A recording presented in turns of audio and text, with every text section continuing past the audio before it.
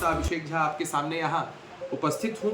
समुपस्थित यहाँ संजय पोद्दार जी, राजेश रंजन जी, अविनाश सिंह जी, अभयम लाल जी, प्रकाश दास जी, पवन भगत जी, रितेश सिंह जी और यहाँ प्रिंट और इलेक्ट्रॉनिक मीडिया के जितने भी पत्रकार साथी उपस्थित हैं, सभी का हार्दिक स्वागत और अभिनंदन है। आज आप सभी को कष्ट देने का जो उद्देश्य है उससे आपको रूबरू कराना चाहते हैं। आप सभी जानते हैं कि इस वर्ष बिहार में चुनाव होने हैं और चुनाव दो धर्रों के बीच होने हैं। एक तरफ हमारा एनडीए का मजबूत कुनबा है जहां 5-5 घटक दल हैं और सभी के नेता, प्रवक्ता, जिलाध्यक्ष आपको यहां दिख रहे हैं, और दूसरी तरफ महागठबंधन के लोग हैं जहां कितनी नुरा कुश्ती है वो भी आप सबने बखूबी देखा है कि किस तरह प्रदेश के अध्यक्ष बदलने पड़ते हैं, किस तरह कांग्रेस को इस बात का डर होता है कि राजद की तरफ से उनके यहाँ सेंधमारी न हो जाए। एक तरफ आदरणीय प्रधानमंत्री नरेंद्र मोदी जी, आदरणीय मुख्यमंत्री नीतीश कुमार जी की करिश्माई जोड़ी है जिस पर मुहर बिहार के लोग, बिहार की जनता हर चुनाव में लगाती है, और दूसरी तरफ घोटालों में दबे लोग जिनकी टीआरपी, घोटाला, अपराधीकरण राजनीति में कैसे बढ़े, परिवारवाद, वंशवाद कैसे बढ़े, इन सारी राजनीतिक कुरीतियों को कैसे पोषण मिले, वैसे लोग। तो इन दो धर्रों के बीच चुनाव होना है और एक बेहतरीन उदाहरण एनडीए की तरफ से प्रस्तुत किया गया है। विगत कई महीनों से बिहार के सभी जिलों में एनडीए के सभी घटक दलों द्वारा एक साथ पूरे समन्वय के साथ कार्यकर्ता समागम का आयोजन होना है और अब 5वें चरण में आ चुके हैं। बिहार के लगभग 32 जिलों में यह कार्यक्रम सफलतापूर्वक संचालित हो चुका है और जबरदस्त उत्साह एनडीए के जो कार्यकर्ता हैं उनमें है। सभी पार्टियों के प्रदेश अध्यक्ष, सभी पार्टियों के वरिष्ठ नेता वहां पहुंचते हैं और कार्यकर्ता वहां से हुंकार भरते हैं इस आगामी चुनाव के लिए। हमारा एक नारा है जो काफी महत्वपूर्ण है। एनडीए के लोग ये नारा देते हैं कि जिस तरह से देश में मोदी जी के नेतृत्व को आम जनमानस ने चुना, ठीक उसी तरह से बिहार में नीतीश कुमार जी के नेतृत्व पर फिर से एक बार आम जनमानस मुहर लगाए। इसी संकल्प के साथ यह समागम आयोजित होता है। नारा बड़ा सा 2025, 225 और 2025 फिर से नीतीश जी के नेतृत्व में एनडीए का कुनबा मजबूती से चुनाव लड़ेगा और एक बार फिर बिहार के लोगों का आशीर्वाद नीतीश जी को मिलेगा। तो एक तरफ हम समागम का परिचय दे रहे हैं, हम समन्वय का परिचय दे रहे हैं, और जब इस कार्यक्रम में हमारे साथी कार्यकर्ता आते हैं तो कोई भाजपा से है, कोई जदयू से है, कोई हमसे, कोई आरएलएम से, कोई लोजपा रामविलास से, लेकिन जब कार्यकर्ता एक साथ जुटते हैं तो हम कहते हैं कि हम लोग एनडीए के कार्यकर्ता हैं।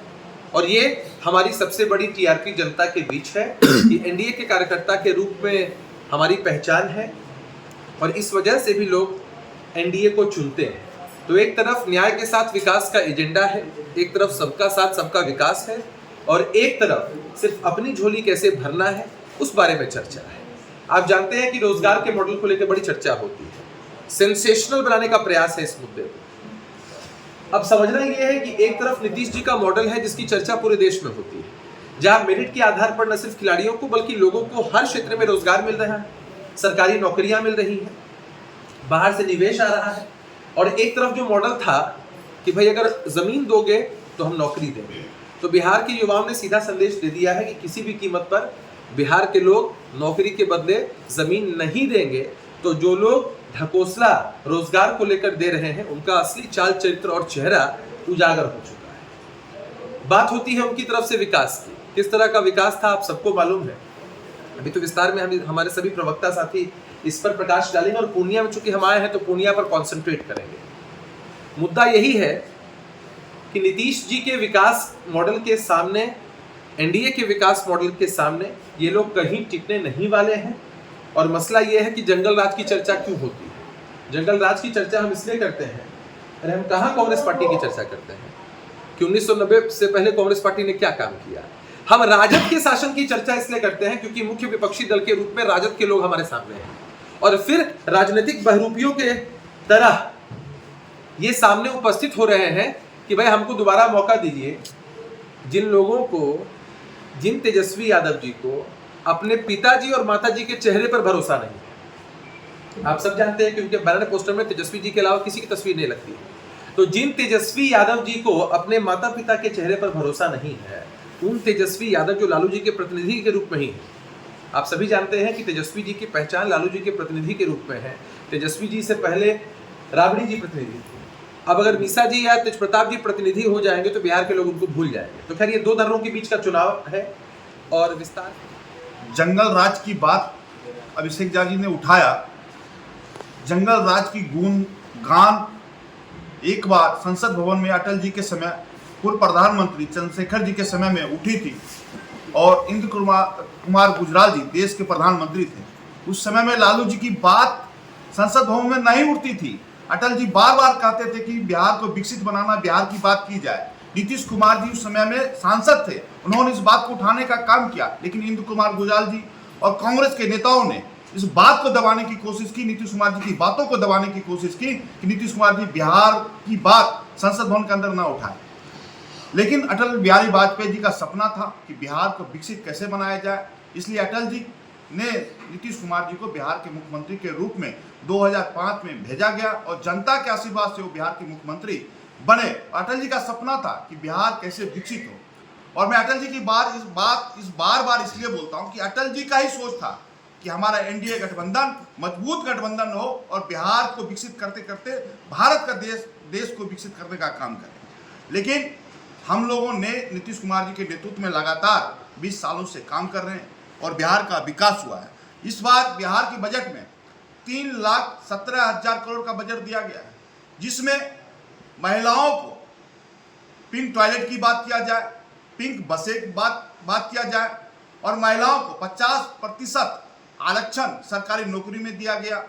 और मैं बात करना चाहता हूं किसान की। जो स्वामीनाथन का रिपोर्ट है, स्वामीनाथन का जो रिपोर्ट के अनुसार बिहार के अंदर किसानों को अरहर दाल, मूंग दाल एमएसपी रेट पे लिया जाएगा और मक्का भी एमएसपी रेट पे लिया जाएगा। तो हम लोग ने किसान के साथ साथ छात्रों के लिए 2020 में जो संकल्प था एनडीए का कि हम 10 लाख रोज नौकरी देंगे, हम 10 लाख नौकरी अभी तक दे चुके हैं और 2 लाख नौकरी हम लोग अक्टूबर के 2025 में पूरा करेंगे। और तेजस्वी जी जो 17 महीने के कार्यकाल की बात करते हैं, मैं उनसे पूछना चाहता हूं उस समय का मुख्यमंत्री कौन था? माननीय नीतीश कुमार जी के नेतृत्व में मुख्यमंत्री वही थे।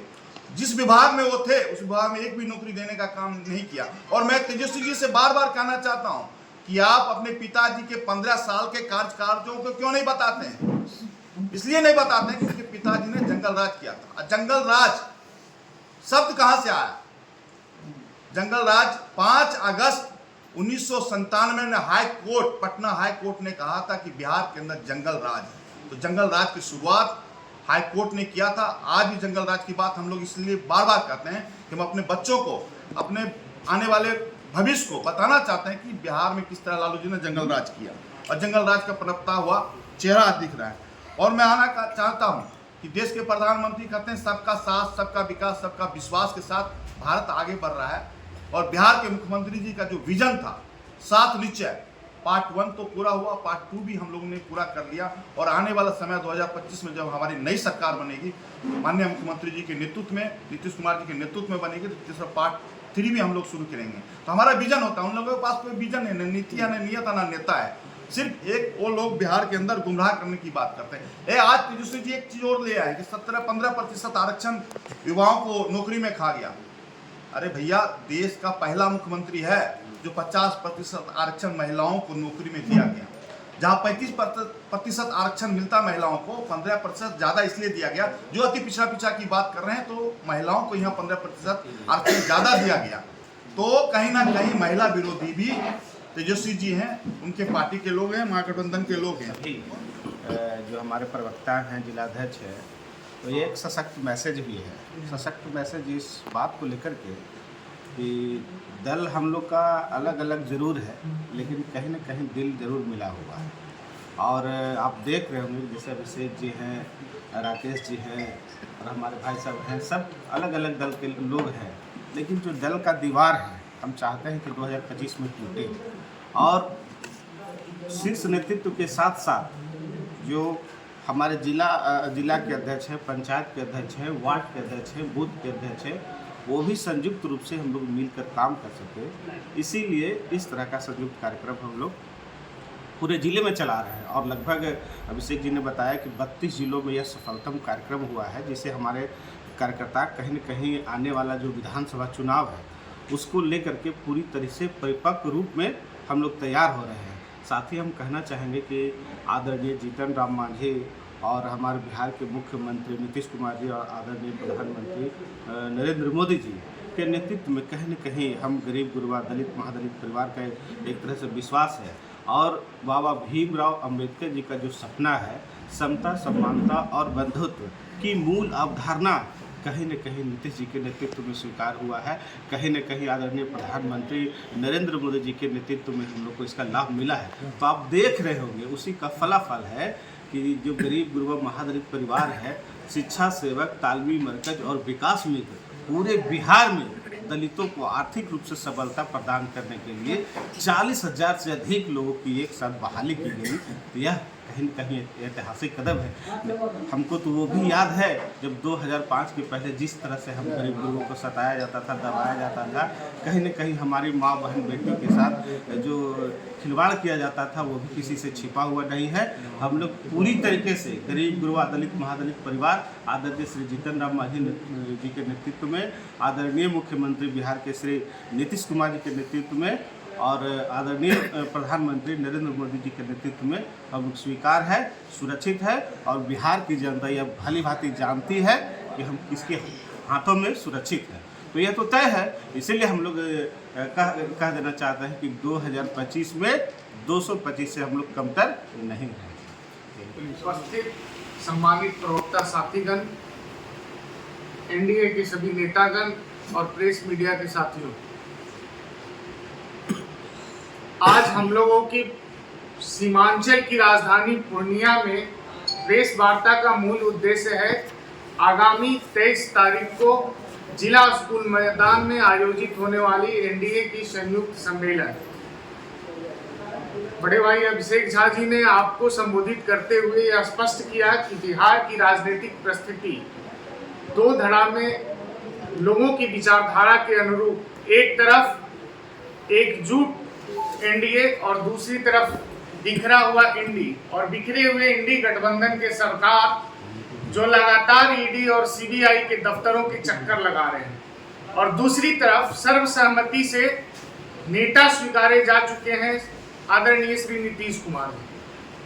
हम लोगों ने आदरणीय नीतीश कुमार जी को नेता इसलिए नहीं स्वीकारा कि गठबंधन में सीटों की संख्या के आधार पे या वो लंबे दौर से सरकार चला रहे हैं, इसलिए नीतीश कुमार जी ने बिहार को बदहाली की स्थिति से निकालकर जिस प्रकार से सजाया और संवारा, जिस हाल में 2005 में उनके हाथ में बिहार की सत्ता मिली थी, उस परिस्थिति से, उस बदनुमा परिस्थिति से, जिस पूरे देश में बिहारी कहलाना एक शर्म की बात थी और बिहार दंगा फसाद नरसंहार के दौर से गुजर रहा था, उस जलते हुए बिहार को नीतीश कुमार ने बचाया। और आज जहां बिजली की उपलब्धता मात्र 664 मेगावाट थी, आज 8000 मेगावाट है। जहां 23,800 करोड़ का बजट था, आज 3 लाख करोड़ का बिहार का बजट है। तो ये उपलब्धि आप यूपीए के लोग कहते हैं कि तुलना 2005 के बाद से ही की, तो यूपीए के लोग अपनी ही सरकार की तुलना 2005 से 15 साल पहले की तुलना 2005 से पीछे की सरकार 15 साल, अपनी पीछे की 15 साल की सरकार से तुलना कर ले, उनको यह मालूम हो जाएगा कि किस रफ्तार से 2005 के बाद बिहार का विकास हुआ है। और साथ में जब चिराग पासवान जी हैं, तो चिराग पासवान का साथ यानी जीत की गारंटी, जो पिछले लोकसभा चुनाव में जिस प्रकार से पार्टी टूटने के बाद आदरणीय चिराग पासवान जी ने लोक जनशक्ति पार्टी को पुनर्गठित किया और मौका मिलने पे 100% स्ट्राइक रेट के साथ चुनाव को जीता। तो आज एनडीए में चिराग पासवान जी, आदरणीय नरेंद्र मोदी जी के आशीर्वाद से भारतीय जनता पार्टी और आदरणीय नीतीश कुमार जी के दूरदर्शी नेतृत्व में जनता दल यूनाइटेड आदरणीय मांझी जी के नेतृत्व में हिंदुस्तानी आवाम मोर्चा और राष्ट्रीय लोक मोर्चा आदरणीय उपेंद्र कुशवाहा जी का एक साथ है जब, तो बिहार की 75% आबादी, 75% मतदाता एक तरफ है और दूसरी तरफ वो गिने चुने 20 से 25% मुश्किल से जो सीटों की संख्या निर्धारित हमारे नेताओं ने 225 किया, बड़ा सोच समझ के किया है और मुझे लगता है कि हम लोग इस आंकड़े को भी पार करेंगे। आदरणीय साथियों, आगे की इस प्रेस वार्ता से संबंधित मूल बातों को जनता दल यूनाइटेड और भारतीय जनता पार्टी के प्रवक्ता ने आपके समक्ष रखा।